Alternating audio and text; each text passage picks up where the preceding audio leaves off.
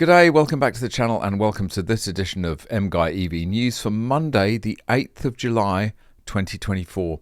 Please make sure you're subscribed and please make sure you also enable all notifications so you never miss another MGUY video.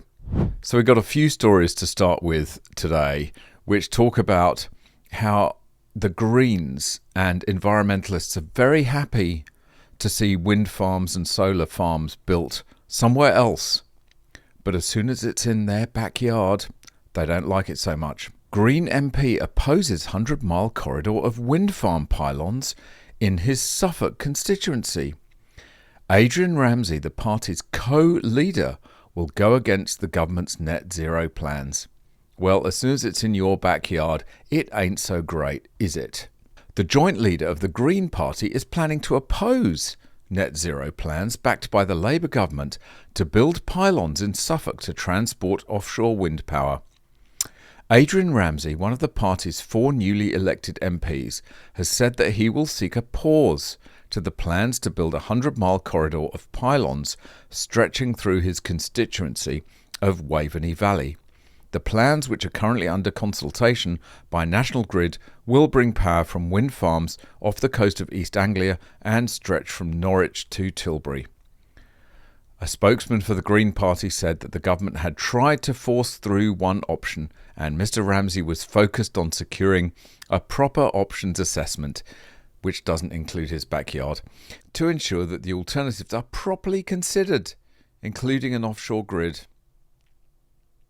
Goodness sake, you f***ing hypocrite. Here in Lincolnshire, as well in the UK, Death Valley warning if Meridian's 750 megawatt solar farm plan for land between Spalding, Holbeach and Crowland is given the green light. Plans for the UK's biggest solar development to be built on farmland along with great grid upgrades will turn the country to Death Valley, a food expert has warned. Professor Janet Bellamy told packed meeting at Western Hills Village Hall that the industrialisation of great swathes of the country's best food-growing land put at significant risk its ability to continue to supply the country with fresh vegetables and contribute to food security. We will be sitting in Death Valley and committing genocide here. Bit extreme, said the Associate Professor of Digitalisation and Food Processing at the University of Lincoln. Don't let apathy be our enemy was a stark message delivered to the meeting called to discuss plans by Meridian Solar to build a 750 megawatt solar farm with battery storage and associated infrastructure on around 2,500 acres of farmland near Sutton St Edmunds. I'm not going to read all those names. The reality is, though, what would you prefer? Would you prefer a small footprint nuclear power plant that could deliver reliable, clean energy? Or do you want thousands of wind turbines and thousands of acres of solar cells?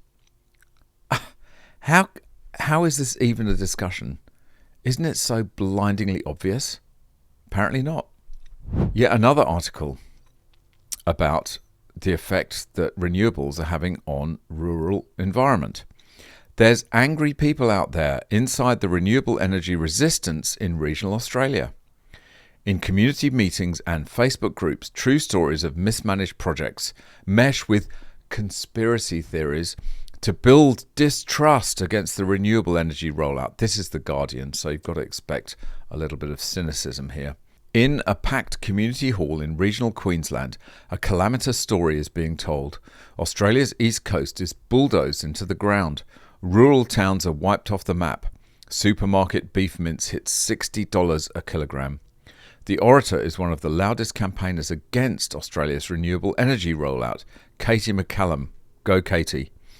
Where do you think we're going to be in another 10 years if there's no farms left?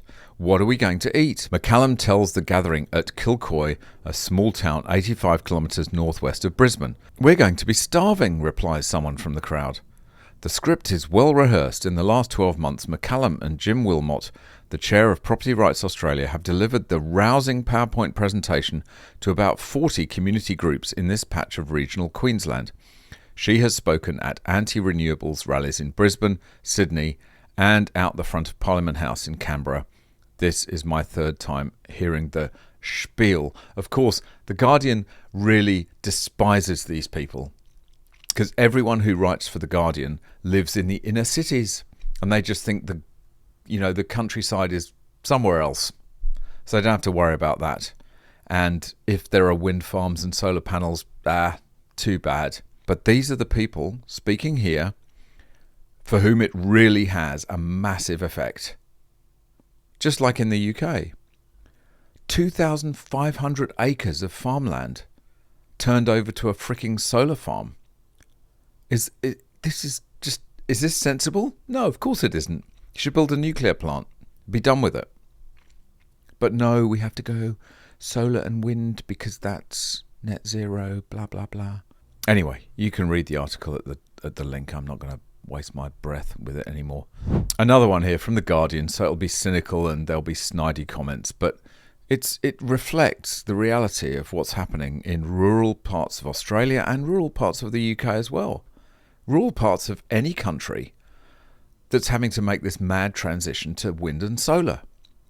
Wind farms and solar farms are ugly blots on the landscape.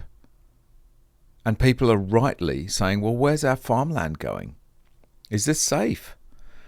Every step of the way, no one cared. Queensland pensioner says solar farm next door has left her unable to sell her property. The Guardian won't care about that, of course. Neighbours to Kingaroy renewable energy projects say vouchers for pub meals and a massage, only compensation given for construction noise. Properties like Karen Mansbridge's usually sell within 30 days, but her home has been on the market for 8 months.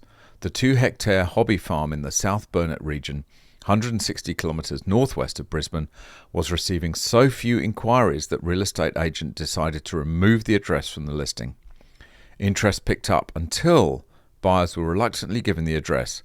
They'd fly over it on Google Maps and say, go, nope, her real estate agent says. Mansbridge's house is 300 metres from the newly constructed Kingaroy solar farm. No one wants to live so close. Of course they don't. It's horrible. I really feel for her. It's the only place that's been on the market for that long, the agent tells Guardian Australia. It's an example of one of the concerns most frequently raised by communities near renewable energy developments, that it could hit their property prices. The former National Energy Infrastructure Commissioner Andrew Dyer says there's no credible evidence that suggests property values are systemically affected. Fingers in ears, not listening. But he added, concession, amazing concession, may be particular examples where it may have an impact. Mansbridge, sobbing in her living room as she speaks to Guardian Australia, is one of those examples. The pensioner has spent years battling cancer. Every month she fails to sell is one less month spent living close to her children. Disgraceful. And for that guy, whatever his name is, Andrew Dyer, to just dismiss it out of hand. That's despicable, Andrew Dyer. Well, what a surprise. People are no longer buying new cars. I think I might have said that. Because people aren't going to buy new cars that are expensive and they're EVs. Who wants to buy an EV? You'd much rather buy a second-hand petrol car, maintain it well, keep it as long as you can. Why drivers are no longer buying new cars. Demand drops as families shun big cars with hefty price tags. The new car market is crumbling to an all-time low as drivers shun high costs and shift their attention to second-hand motors. Demand from families and individuals dropped by more than 15% in June. Figures from the Society of Motor Manufacturers and Traders, SMMT, show. The thing is that if you buy a second-hand car and keep it as long as you can, maintain it well, you're doing more for the environment than anybody who buys a freaking EV. Way more. You're doing way more for the environment. Good on you for keeping a second-hand car for a nice long time, keeping it maintained. It's the best way if you want to save the planet. Just keep your old car, maintain it, use it. And we've been here before, but I'm going to go through it again because this is a really important point. Old apartment blocks struggling to support EV take-up. Of course they are. Electric vehicle range anxiety is a familiar feeling for Sydney apartment dweller Fred Tuckwell. The distance between his home on New South Wales south coast and his Sydney apartment, lucky guy, he's got 2 properties, is 300 kilometres, which, he says, also happens to be the maximum range of his battery-powered Volvo. My wife and I would like to drive our electric car out there more often, but it's difficult because there's no charging facility, he said. If we had a charging facility, we would certainly drive it there. It is a challenge experienced by thousands of Australians who are eager to invest in low-emissions cars, except when they're being made and fueled, but are being held back by the lack of support within their apartment buildings. Solar groups want governments to address the issue by handing out more grants. Yeah, throw more other people's money at the problem. That'll solve it.